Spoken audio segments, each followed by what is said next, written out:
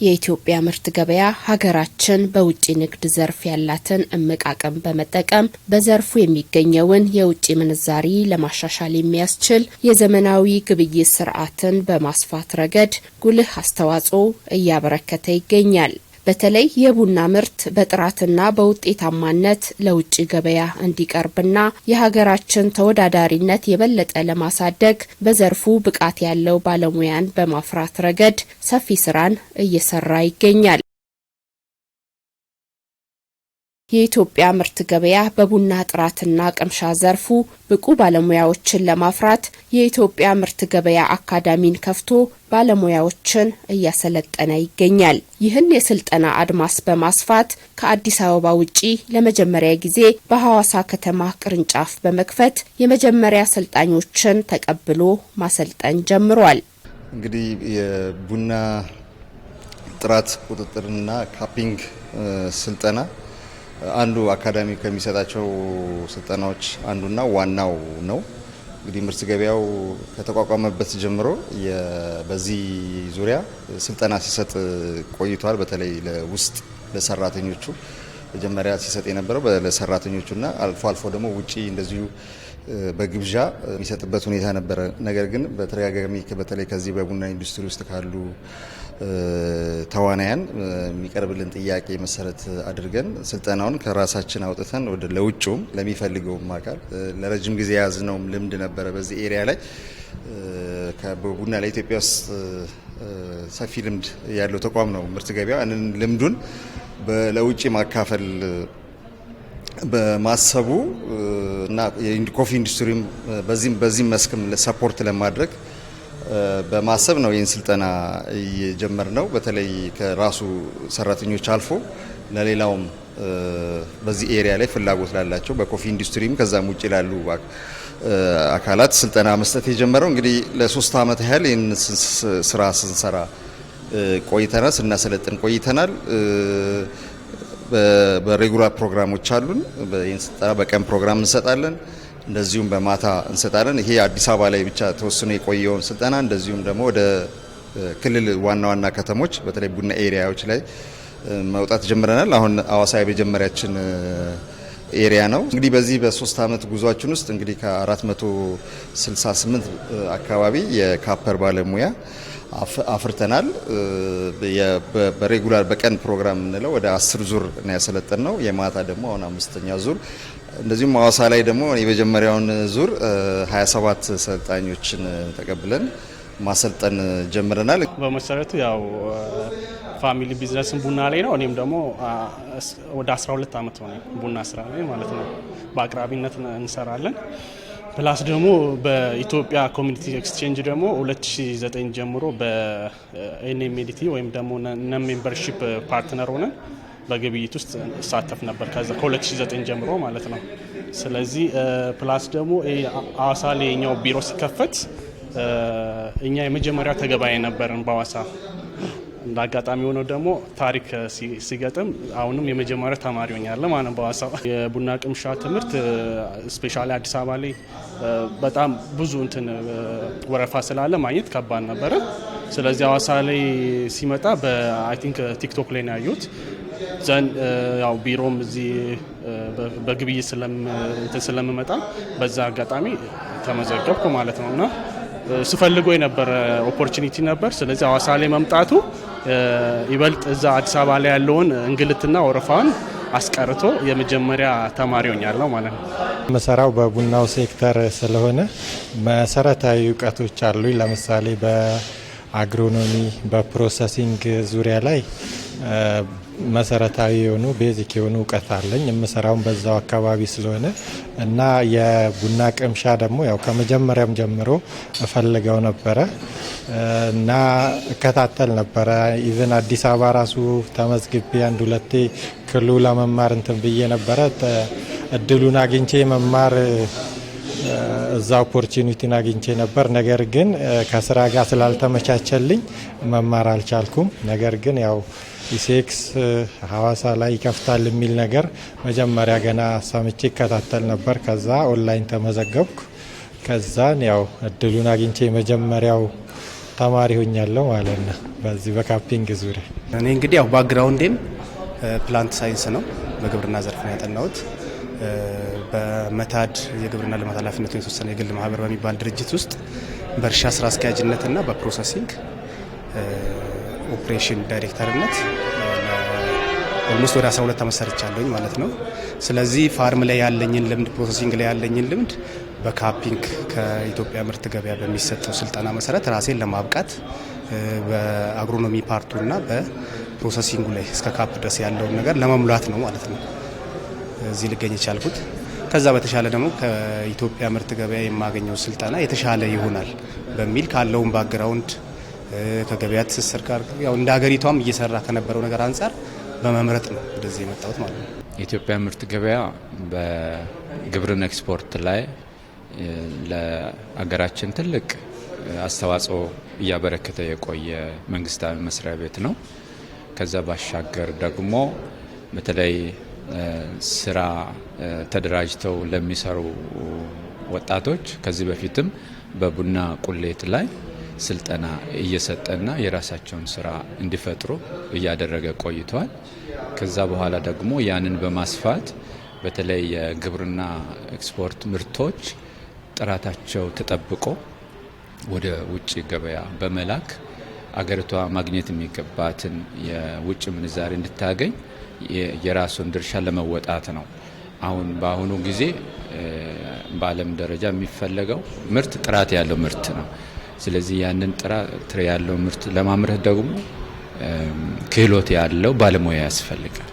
ስለዚህ ከዚህ አንጻር የራሱን ድርሻ በመወጣት አዲስ አበባ ላይ ጀምሮ ሲሰራው የቆየውን ያንን በማስፋት ከዚህ አዲስ አበባ ሄዶ ለመሰልጠን ብዙ ወጪ ጊዜ ይፈልጋልና ወደዚህ ግን ወደ ቡና አምራች ማዕከሉ መቅረቡ ትልቅ አስተዋጽኦ ያበረክታል ብሎ በማሰብ ነው ምርት ገበያው ይህንን ማዕከል የከፈተው። ጥራት ያለው ቡና የኤክስፖርት ቢዝነሱን ለማሳደግ ያለው ሚና ጉልህ ነው። የቡና ምርት ውስብስብ በመሆኑ ጥራቱን ማስጠበቅ የሚጀመረው ከመጀመሪያው የምርት ሂደት ጀምሮ ነው። በመሆኑም ከአምራቹ ገበሬ ጀምሮ ጥራትን የማስጠበቅ እውቀት ሊኖር ይገባል። ይህም ስልጠና ከምርት ጀምሮ ያለውን ጥራትን የማስጠበቅ ሂደት ስለሚያጠቃልል በቡና ጥራትና ደረጃ አወጣጥ ላይ መጠነ ሰፊ የሆነ ለውጥን ለማምጣት አስተዋጽኦ የጎላ እንደሆነ ይታመናል። ሀገራችን ከቡና ምርት ላይ ተጠቃሚም አይደለችም። እናም እንደሚመስለኝ ከሆነ ከጥራት ችግር አንጻር አይ ቲንክ ያን ይመስለኛልና እኔና መሰል ጓደኞቼ ደግሞ ከዚህ ስልጠና በኋላ ይሄን የጥራት ችግር እና ብዙ ነገር እንደምንፈታ ተስፋ አደርጋለሁ። ከእውቀት አንጻር ያው ሁሉም ቡና ሁሉ ጥሩ እንዳለ ሁሉም ቡና የተባለ ነገር ሁሉ ላይክ ጀስት ጥሩ ነው ማለት እንደማይቻል እና ቡና የተለያየ ዲፌክቶች ወይም ደግሞ በውስጡ የተለያየ ችግር እንዳለው ከአመራረት እስከዚህ ድረስ ያለው ፕሮሰስ ውስጥ የተለያየ መንገድ ችግር እንደሚገጥመው ያን መለየት ችለናል። ስለዚህ ቡናን ስናዘጋጅ ሞሮፍ ተጠንቅቀን ለሀገሪቱም ደግሞ የውጭ ገቢ እስከሆነ ድረስ ተጠንቅቀን እንድንሰራበትና በደንብ ስለ ቡና እንዳቅ ረድቶኛልና ስለዚህ በጣም ጥሩ ልምድ ያገኘሁበት ነው። ቡና ያው በተለያየ ደረጃ ላይ ሊበላሽ ይችላል። ምክንያቱም በተፈጥሮ ቡና ጥሩ ሆኖ በእኛ ዝግጅት ማነስ ምክንያት ቡናው ጥራቱን ሊያጣ ስለሚችል ያንን ለማድረግ እዚህ መሰረታዊ የሆነ እውቀት አስጨብጦናል ብዬ አስባለሁ እንደኔ ማለት። ምክንያቱም ቡናን ፕሮሰሲንግ ላይ እንዴት ነው ፕሮሰስ ማድረግ ያለብን፣ የተለያዩ የፕሮሰሲንግ ሜቶዶች አሉ። የታጠበ ያልታጠበ፣ የታጠበን ስናዘጋጅ እንዴት ነው ቡናውን ዲፌክቶቹን እንዴት መለየት አለብን፣ እዛው ገና በሮ ማለት ቀዩ ሼት ሲለቀም ጀምሮ እንዴት ማዘጋጀት አለብን። ቡናው ደግሞ ከተፈለፈለ በኋላ ምን ያህል ሰዓት ተዘፍዝፎ መቀመጥ አለበት። ከዛ ደግሞ ሲታጠብ ሂደቱን በደንብ በንጹህ ውሃ መታጠቡን መከታተል። ከዛ በኋላ ደግሞ ድርቀቱንም እንደዛው። ለምሳሌ በጥሩ ሁኔታ አዘጋጅተን ቡናውን ኦቨር ካደረቅ ነው ኳሊቲው ይበላሻል።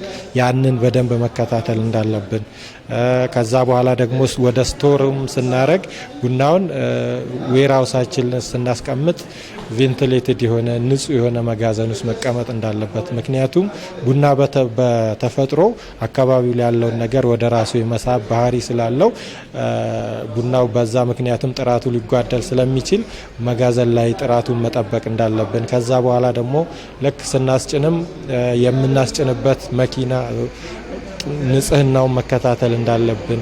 ምክንያቱም መኪናው የተበላሸ እንደ በዘይት ነገር የነካው ወይ ናፍጣ የነካው ምናምን አይነት ከሆነ በጥሩ ሁኔታ ያዘጋጀነውን ቡና ሊያበላሽብን ይችላል። ያንን ሁሉ በደንብ መከታተል እንዳለብን በደንብ ዲስከስ አድርገናል እና ጥሩ አስተዋጽኦ ይኖረዋል ብዬ አስባለሁ የቡና ጥራትን ለማስጠበቅ። ሲደመር ደግሞ የቅምሻውን ስንጨምርበት ጥሩ ነገር ይኖረናል ብዬ አስባለሁ። ጥራት የሚጀምረው እንግዲህ ከምርት ከማምረት ጀምሮ ነው። ማምረት፣ መሰብሰብ፣ ከዛ ደግሞ ማከማቸት፣ ከዛ ደግሞ ፕሮሰስ ማድረግ እና ከዛ የትራንስፖርቴሽን ጉዳይ ያለው በዚህ ሁሉ ውስጥ ጥራት የራሱ እንትን አለው። ስለዚህ የምናመርተው ምርት ያመረትነው ምርት አንድ በጥራት ለመያዝ የጥራት እውቀቶችን ያስፈልጋሉ። ከገበሬው ጀምሮ ይሄ እውቀት እንዲኖር ይፈልጋል። በፎርዛት ማተር ምናልባት ኢንቴንሲቭ ባይሆንም እንዴት ነው ቡና አያያዛችን ስናከማች እንዴት ነው የሚለውን ከጥራት ጋር የተያያዘ ነገሮች ማወቅ ይጠቅማል። ለምን አንዳንድ ሳናቅ የምናደርጋቸው ነገሮች የቡናን ጥራት የሚጎዱ ነገሮች ስላሉ ያን ይረዳል። እንደዚሁ ትራንስፖርት ስናደርግ ቅድማ ምሳሌ ብነግር አንድ እዚህ ጋር ቡናና አንድ ጋዝ እዚህ ጋር ብታስቀምጥ ወዲያው የጋዙን ጠረን የመያዝ ነገር አለ። ይሄ ደግሞ ልሽጠው ለውጭ ገበያ ላቀርብ ስትል የሚወድቅ ቡና ነው። ስለዚህ እንዴት ነው ቡናን ጠብቀን ማቆየት ያለብን መያዝ አለብን። በኋላ ፕሮሰስ ስናዘጋጀው እንዴት ነው የታጠበ ስናዘጋጀው እንዴት ነው በመልኩ ጥራቱን ጠብቆ ነው ማካሄድ ያለብን የሚለው እነዚህ ሁሉ እውቀት ይፈልጋሉ። እኛ ሀገር ያው በአብዛኛው በልምድ የሚሰሩ ነገሮች አሉ። ያንን በትምህርትና በእውቀት ሲደገፍ የበለጠ ጥሩ ይሆናል። በጥራት ምርት ተመርቶ እዛው ኤክስፖርተሩ ድረስ ደረሰ ማለት ኤክስፖርተሩም ያወቀ የባለሙያ ሲኖረው በዛው ልክ ተጠብቆ የገዛው ቡናና የሚልከው ቡና ምን አይነት ቡና እንደሆነ ማወቅ አለበት። ያ ሙያ ይፈልጋል። የገዛው ቡና የጥራት ደረጃው ምን ያህል ነው የሚለውን ሲልከውም ምን አይነት ቡና ነው፣ ምን አይነት ደረጃ ያለው ቡና ነው፣ ምን አይነት የአካባቢ ቡና ነው የሚለውን ነገር ማወቅ አለበት። ስለዚህ ያ ለስራው ሞር ያግዘዋል። ጥራት ያለው ቡናም ለመግዛት ያገኘውን ቡና ሳይሆን ጥራት ያለው ቡናም ለመግዛት ያን ጥራት ላይ ያለው ደግሞ ለሀገራችን ሲላክ የሀገር ኢኮኖሚ ኤክስፖርት ቢዝነሱ እንትኑንም ግኝቱንም ለማሳደግ ይጠቅመናል። ስለዚህ ቡና ከጥራት ጋር የተያያዘ ያው ከመጀመሪያው ጀምሮ እስከ ላይ ድረስ የግድ የጥራትን እውቀት እና የጥራት ደረጃ አወጣጥ አገማገም ማወቅ የበለጠ ጥሩ ነው የሚሆነው ማለት ነው። ቡና በፕሮፌሽናል ባለሙያ ነው መታየት አለበት። ለምሳሌ አሁን ሲዳማ እዚህ አካባቢ ያሉ አቅራቢዎች አሉ። ነገር ግን ቡናቸውን እያቀረቡ ያሉት ምንድነው በልምድ ነው፣ ባለሙያ የላቸውም። ይህንን ግን በባለሙያ ወይም ደግሞ በሰለጠነ ሰው ቡናቸውን ፕሮሰስ ማድረግ ቢችሉ፣ ለምሳሌ የታጠበ ቡና በሚያዘጋጁበት ወቅት በባለሙያ ታግሰው ባለሙያ እየጠየቁ ምን ማድረግ እንዳለባቸው የሚሰሩ ቢሆን እጅግ ውጤታማ ነው የሚሆኑት። ስለዚህ ይሄኛው ላቦራቶሪ ከነዚህ ሀሳቦች አንጻር ወይም ደግሞ ማህበረሰቡን ወይም ደግሞ እዚያ አካባቢ ያለውን ባለሀብት ከመጥቀም አንጻር ከፍተኛ ሚና አለው ብዬ ነው ማስበው። ምክንያቱም እዚህ ጋር ሰልጥኖ የሄደው ሰልጣኝ እዚያ አካባቢ ከሆነ ቀጥታ ወደዛ ነው የሚሄደው ማለት ነው። ካልሆነም ደግሞ እኛን መጥቶ መጠየቅ ይችላሉ። ለምሳሌ ስልጠና ወስደው ከዚህ የሚወጡ ልጆች ስለሚኖሩ ሰልጣኝ በቂ ሰልጣኝ እኛ ጋር ስለሚኖር ከኛ ወስደው በሙያ በመታገዝ ጥሩ ቡና ወይም ደግሞ ዝግጅት ወይም ደግሞ ቡና ገዙትን ቡና በጥሩ ደረጃ ማዘጋጀት ይችላሉ ብዬ አስባለሁ። ያው መጀመሪያ ወደ ፕራክቲስ ስንገባ ያው ጥሬውን ቡና በማሽተት ነው። ምክንያቱም ጥሬ ቡና ካዘገጃጀት ጀምሮ ያለውን እንደውም ከዛ ከቡናው ከዛፉ ላይ ከመልቀም ድረስ ያለውና እስከ አዘገጃጀት ባለው ፕሮሰስ ውስጥ ያለውን የቡናውን ዲፌክት ለመለየት በማሽተት የመጀመሪያውን ስራ እንሰራለን ማለት ነው። ከዛን ኔክስት ቱ ዳት ከዛን ወደ ሶርቲንግ ወይ ወደ ለቀማ ዲፌክቶችን እንደ ፕራይመሪ እና ሰከንደሪ ዲፌክቶችን ለመለየት በመልቀም እናያለን። የተለያዩ የተቀመጠ ፓራሜትሮች አሉ ላይክ በኢትዮጵያ ኮሚኒቲ ኤክስቼንጅ ወይም ደግሞ በኮፊ ኦፍ አሶሲዬሽን የተቀመጠ የፓራሜትር አለ ፕራይመሪ ሰከንደሪ ዲፌክቶችን መለየት ማለት። በዛ መሰረት ያን እንለያለን። ደን አፍተር ከዛን ያን ከለየን በኋላ ወደ መቁላቱና ከዛን ፈይተን ደግሞ በፓውደር መልክ ያለውን ደግሞ ሽታ እንደዛው እንለይና ከዛን ወደ ዋጋ በመቀላቀል በተመሳሳይ በአፍንጫችን የቡናውን ዲፌክት ያለውን ካፕ መለየት ነው። ፋይናሊ ወደ ቅምሻ ነው የምንሄደው። ዛሬ ላይ እንዳየሽው አሁን ቅምሻ ላይ ደርሰናል። ቅምሻው ደግሞ የተለያየ ቡናውን የካፕ ክሊንነስ፣ የአሲዲቲ ቦዲና ፍሌቨሩን ደግሞ በዚህ መልኩ በመቅመስ እንለየዋለን ማለት ነው። ፋይናሊ ለዛ ቡና የሚገባውን ውጤት ወይም ግሬድ በመስጠት ቡናውን ኳሊቲ በዛ መንገድ እንትን እናደርጋለን ኢቫሉዌት እናደርጋለን ማለት ነው። ይሄ ነው ፕሮሰስ።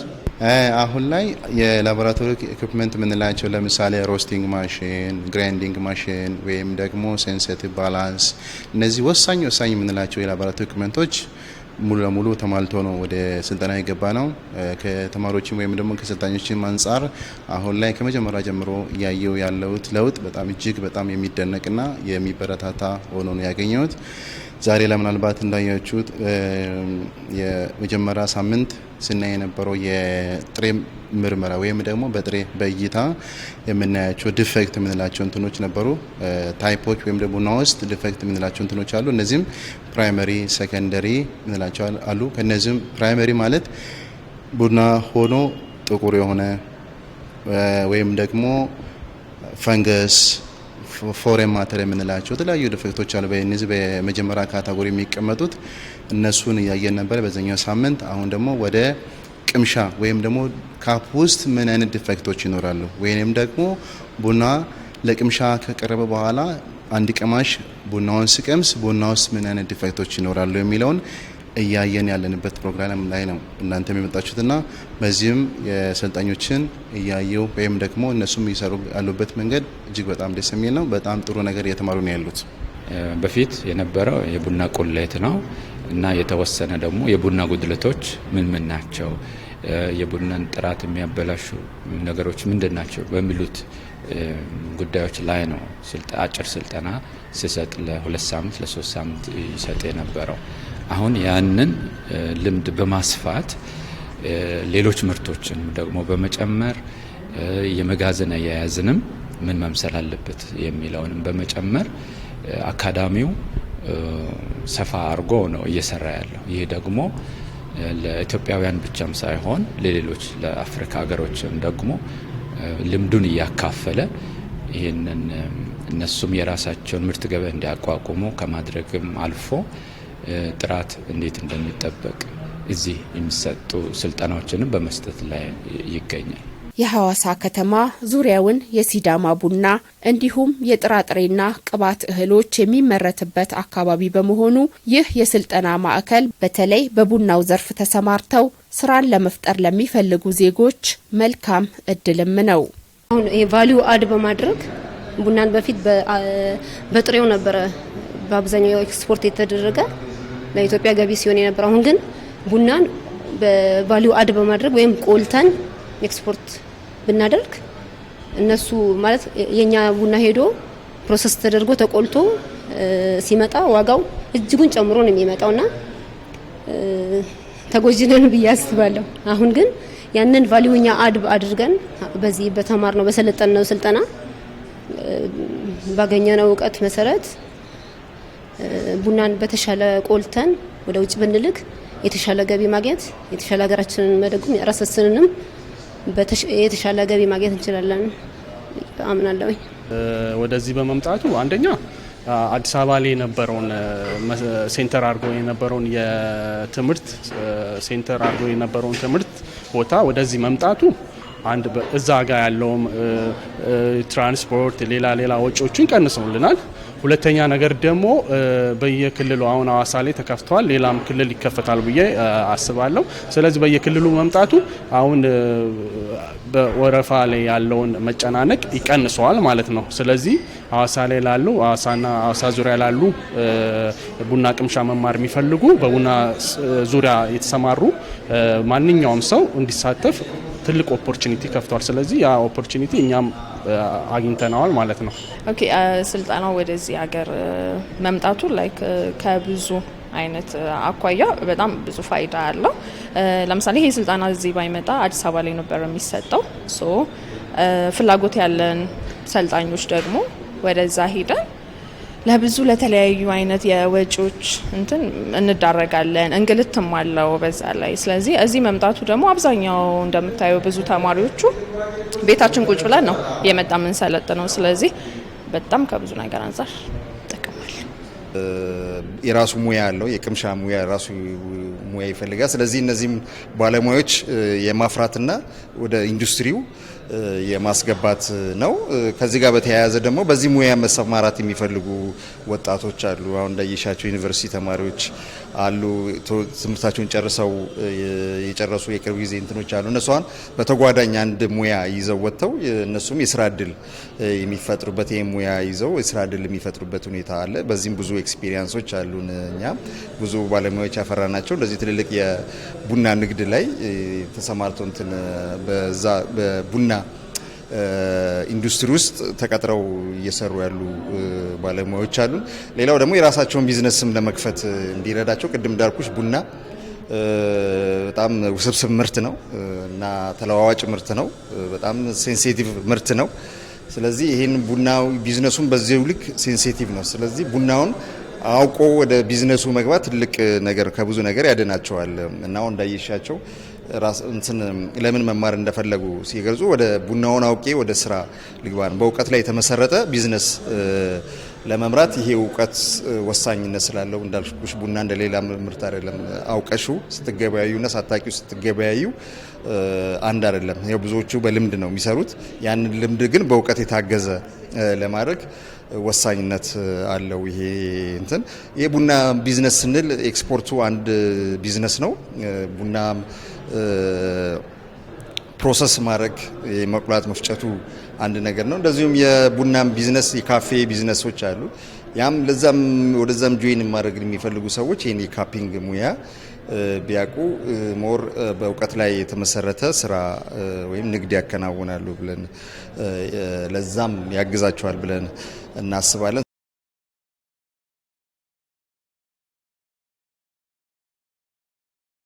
እኔ በጣም ጥሩ ነው ማለት ምንም ይሄ ተጓደለብን የምንለው እስካሁን እንደተለየ ነገር አላየውኝም። አስተማሪዎቹም ሲያስተምሩን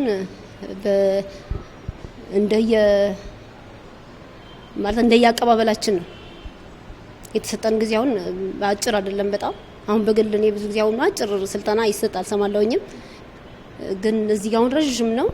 እንዲህ ያልተረዳነው ነገር ዲቴል በደንብ እንድናይ እየተደረገ የቱ ጋር ረጅም ጊዜ መወሰድ አለበት፣ የቱ ጋርስ ቲዮሪ ላይ ነው ወይስ ፕራክቲካል ላይ ነው የሚለውን ጥሩ አድርገው ነው እስካሁን እንግዲህ እየሰለጠን ያለ ነው። እኔ በበኩሌ አለው ብዬ አላስብም። ደስተኛ ነኝ በጣም ባለው ነገር። እንደውም አሰልጣኙ አይ ቲንክ የኪው ግሬደር አሰልጣኝ ነው። ስለዚህ ከፍተኛ ፖስት ላይ ያለ አሰልጣኝ ነው። ስለዚህ ከሱ ከፍተኛ ልምድ እየቀሰምን ነው።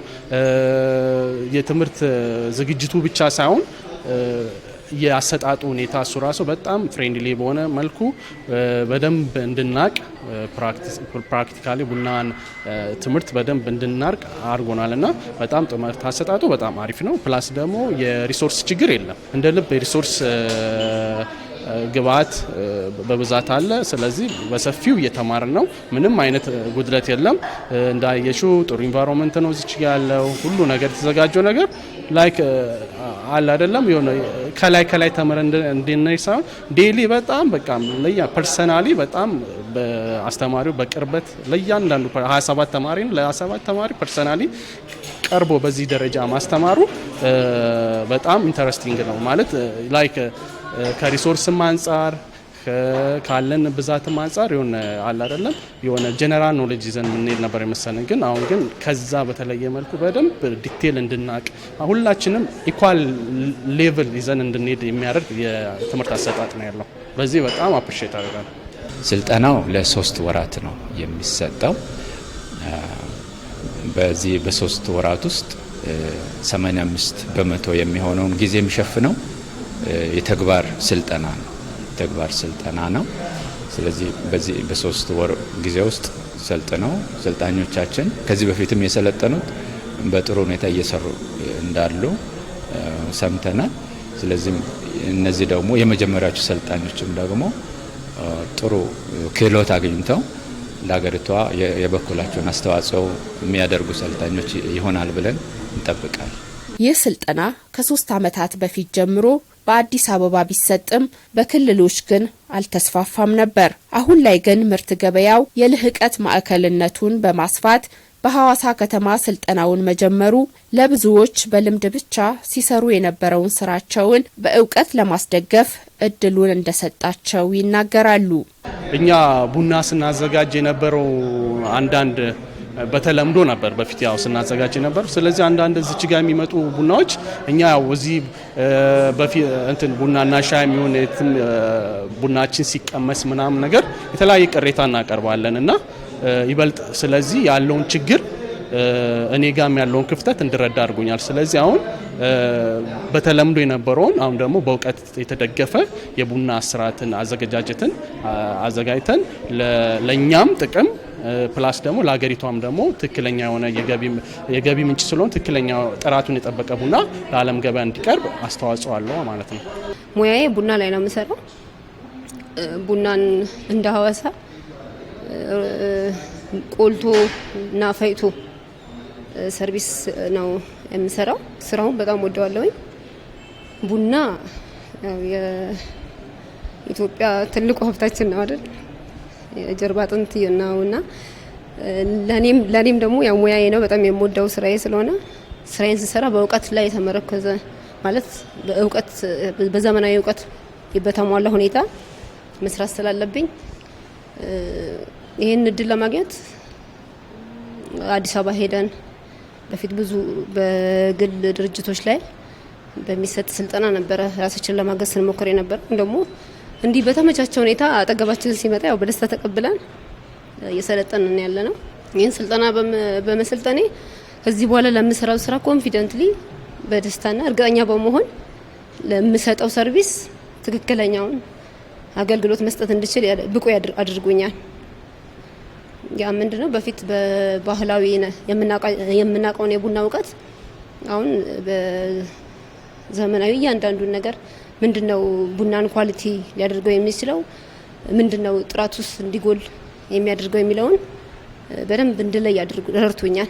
ትላንት የነበረኝ እውቀትና ዛሬ ያለኝ ለምሳሌ አንድ አይደለም። ምክንያቱም የስልጠና ያው ዋናው የቡና እንግዲህ ትልቁ እንትኑ ጥራቱም ነው። ጥራቱን ማስጠበቅ እስከሆነ ድረስ ጥራቱን ደግሞ እንደነገርኩሽ ከአግሮኖሚ ፕሮሰሲንግ ላይ ነበረ ይኔ በደንብ እሰራበት የነበረው እውቀትም አለኝ ብዬ የማስበው እሱ ላይ ነው።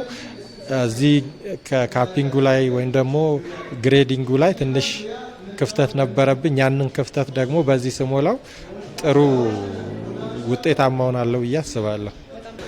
ለ3 ወራት ያህል ነው 12 ሳምንታት እንወስዳለን ነው ቤዚክ የሆኑ ስለ ቡና ሂስትሪ፣ ስለ አመጣጡ፣ ስለ ፕሮሰሲንጉ ከፋርም እስከ ካፒንግ ድረስ ያለውን ነገር እንደምንወስድ ሰመራይዝ ተደርጎ ተነግሮናል። ስለዚህ በዚህ ውስጥ ደግሞ የተሻለ ነገር ካለኝ ነገር በተጨማሪ ያለኝን ጋፕ መዝጋት እችላለሁ ብዬ አስባለሁ በዚህ ፕሮፌሽን ማለት ነው። ያው እንደሚታወቀው ቡና እንግዲህ የሀገራችን የጀርባ አጥንት ነው። ትልቁን የኤክስፖርት አካል የሚይዘው ቡና ነው። ያንን ደግሞ ከፋርም ጀምረን እስከዚህ ድረስ ያለውን ጥራት ጠብቀን እንደ ሀገር ተወዳዳሪ የሆነ ቡና ማዘጋጀት የምንችል ከሆነ እና ለዓለም ገበያም የተሻለ ቡና ማቅረብ የምንችል ከሆነ እንደ ሀገር ትልቅ አስተዋጽኦ ይኖረዋል። ምክንያቱም የኛ ቡና ይታወቃል። ያው ብዙ ቡና አምራች ሀገራት አሉ። የኛ ቡና ግን በጣዕሙ የተሻለ ስለሆነ በዛ ደረጃ ተወዳዳሪ እንዲሆን አድርገን እንዲቀጥል ካደረግነው እንደ ሀገር ትልቅ አስተዋጽኦ ማድረግ እንችላለን።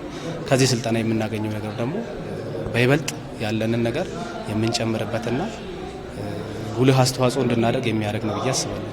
አዳዲስ ቴክኖሎጂዎችንና የላቀ የፈጠራ ሀሳብ ተግባራዊ በማድረግ ዘመናዊ፣ ቀልጣፋ፣ ግልጽና አስተማማኝ የሆነ የገበያ መድረክና የመጋዘን አገልግሎት መስጠት ተልዕኮ በማድረግ እየሰራ ያለው የኢትዮጵያ ምርት ገበያ የልህቀት ማዕከልነቱን በማስፋት ረገድ ከዚህ በመቀጠል በጅማና በሌሎች ቡና አምራች በሆኑ የሀገሪቱ አካባቢዎች የስልጠና ማዕከላትን ለመክፈት ማቀዱን ሰምተናል።